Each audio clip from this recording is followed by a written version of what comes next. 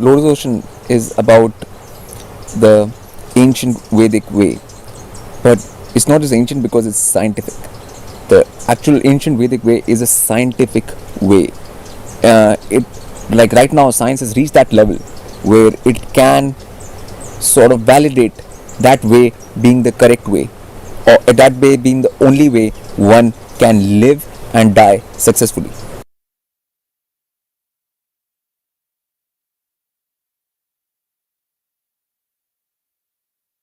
We cannot say in one sentence because life is a complex thing, and if one puts it in one sentence, then one demeans life in a way.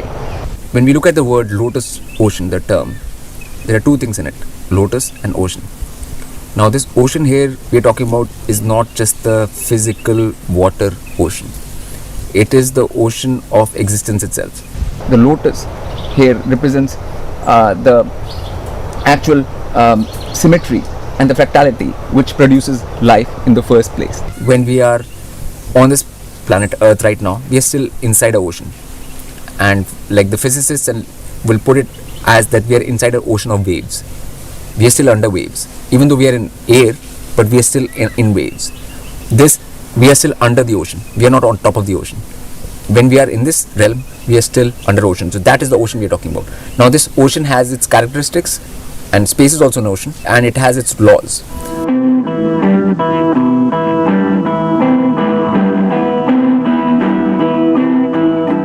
Lotus is a good starting point because even lotus represents the chakras inside our body. Because inside our body there are 7 chakras, and each chakra opens up like petals of lotus only. So because that is also a shape. So if we have charge inside our body, and that charge shape inside our body where the actual coherence occurs looks like a lotus inside the body. So that's why it's called chakras, and chakras are shown as lotuses. So to understand lotus, we have to understand that there is a actual lotus inside of us, which are the chakras. And if we open that lotus up, then only we are going up towards the Lotus Ocean way of life.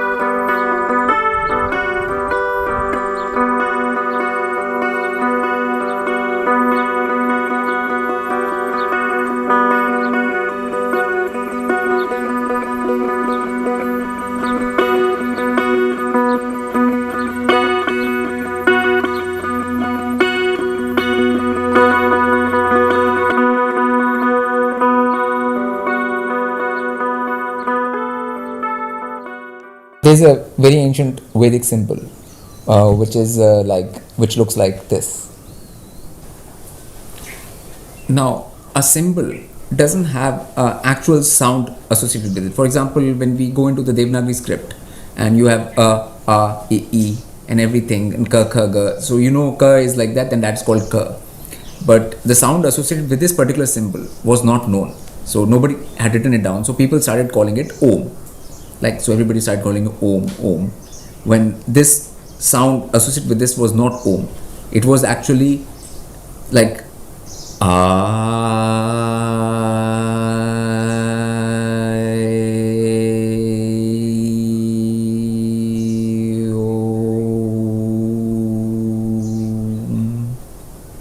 Now this was the proper full sound, which carried all the 5 vowels A-E-I-O-U in unison, finishing with a M, because M is a matter sound. So like R starts with light and we finally end up in matter. That was why it was symbol of creation.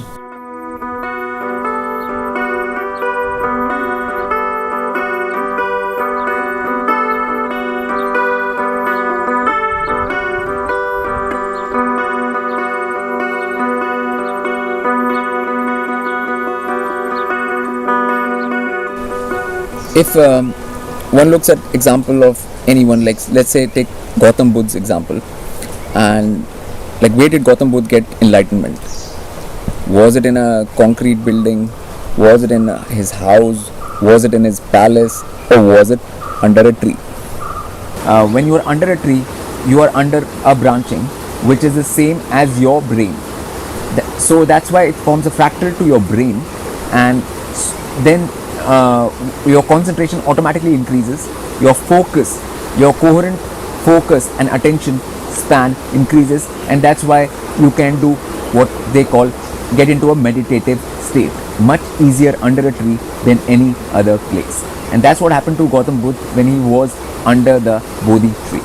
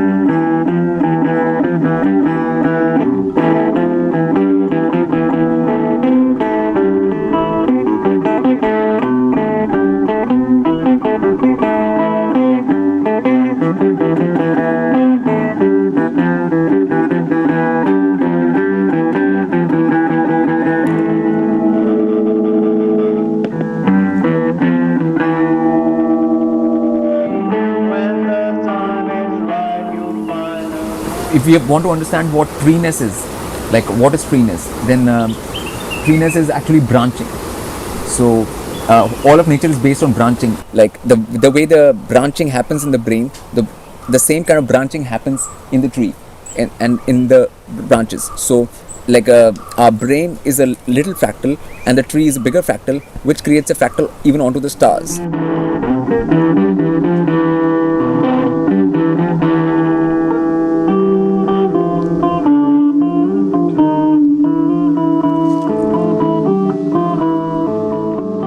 Like stars of Orion in the sky and the 3 pyramids of Giza, which are mirroring those stars on the belt of Orion on Earth, then that is fractality.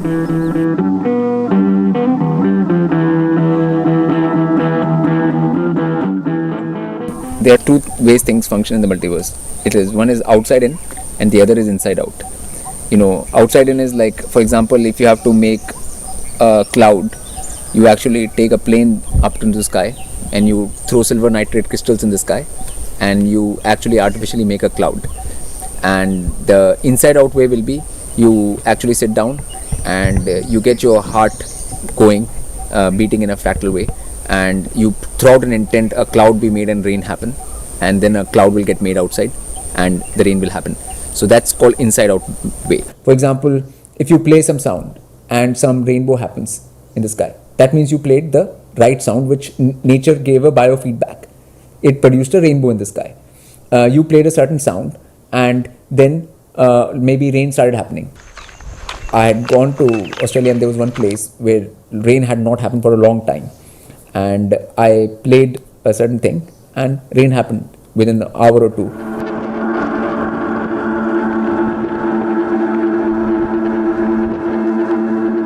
It was a big thunderstorm the whole evening. was lightning, thunder, and it was a lot of rain.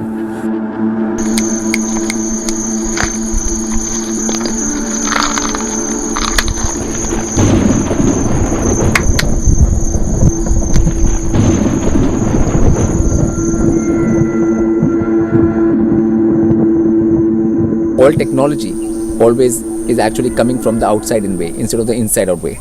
But inside out way is always a more supreme way. It is much more potent, and it will always win over the outside in way.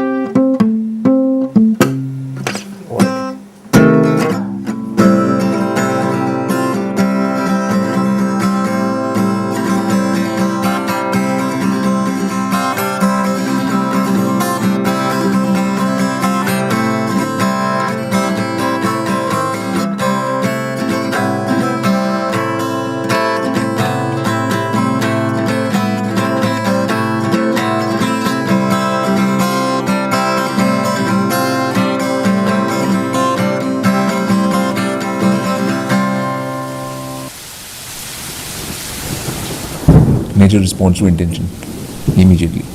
So intent is everything when it comes to nature.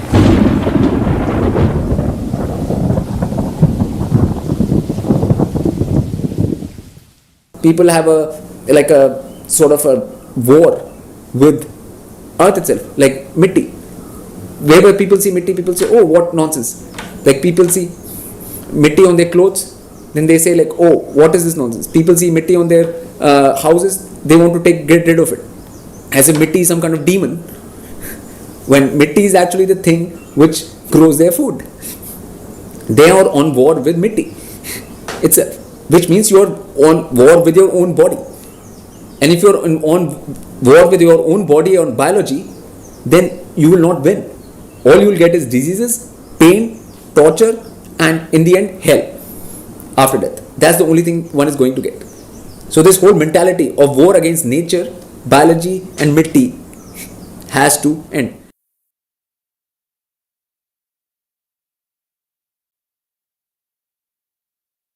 Divine is complete, full fractality, and nature is always tending towards fractality. Like a person has connection with nature, I can sign my name under it that person will never get depressed. Clinically, never get depressed. Depression is not possible. You know, a lot of people ask me this question is like, but how do we connect with nature? No, how do we connect with nature? My answer to that always is that, like, tell me, how do you connect with people? With anybody, any person. First, if you have to connect with some person, you'll have to show interest. Secondly, when you go in front of them, you'll have to behave properly in front of them. So in the same way, you connect with nature. First, you have to show interest in nature. And you have to approach with respect. And you have to approach properly. And then you form connection with nature. It's very simple. There's no big mystery to that. Many people ask me who I am. It's strange as they don't know who they really are.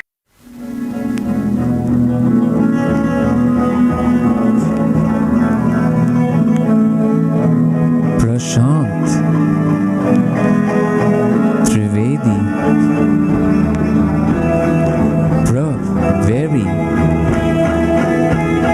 Shant, peaceful.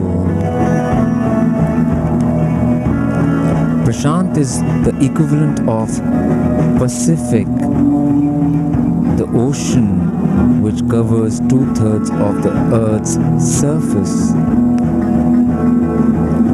Praha is Sanskrit for waves.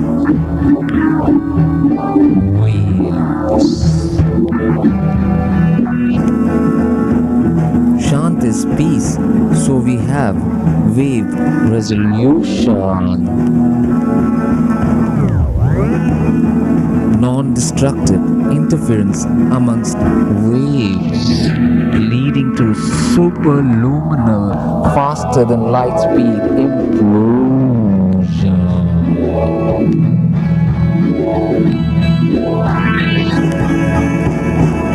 Trivedi is the three Veds, the three main systems of knowledge in the multiverse.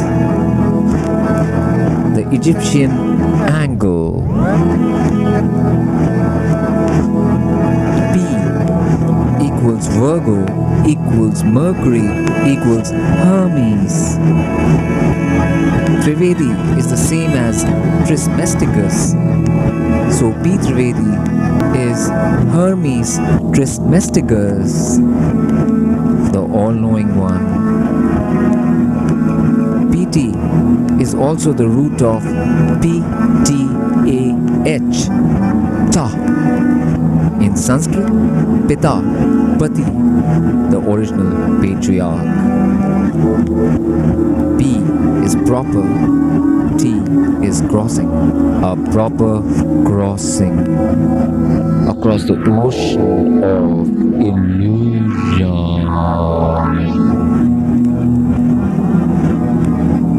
PT Skywalker flies. P is the axis, T is turning. P is the pole you spin around. What was lost is now being found.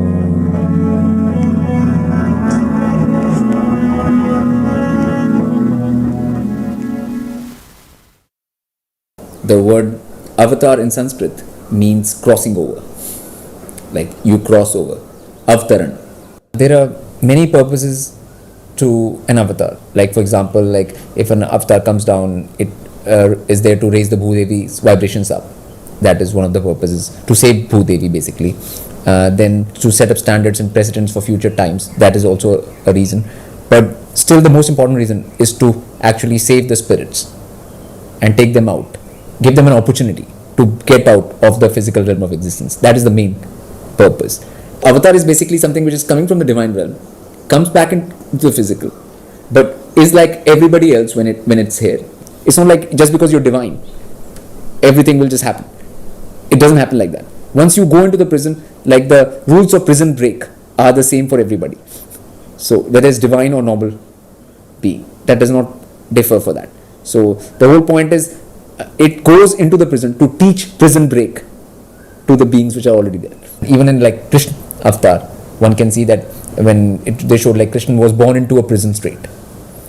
He was born straight into a prison, and then the prison got unlocked and he came out, so that is a metaphor for being trapped in the physical world. The physical world is the prison itself.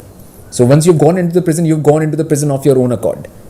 Other people, when they come, normal spirits, when they are born into this prison, they do that because they have no other option.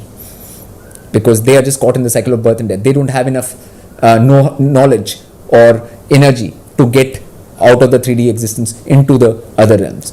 But when divine makes that journey, it is done through one's own will. Divine does that from one's own choice. When you are trying to get in touch with your Vedic roots, then you will become actual resident of this land.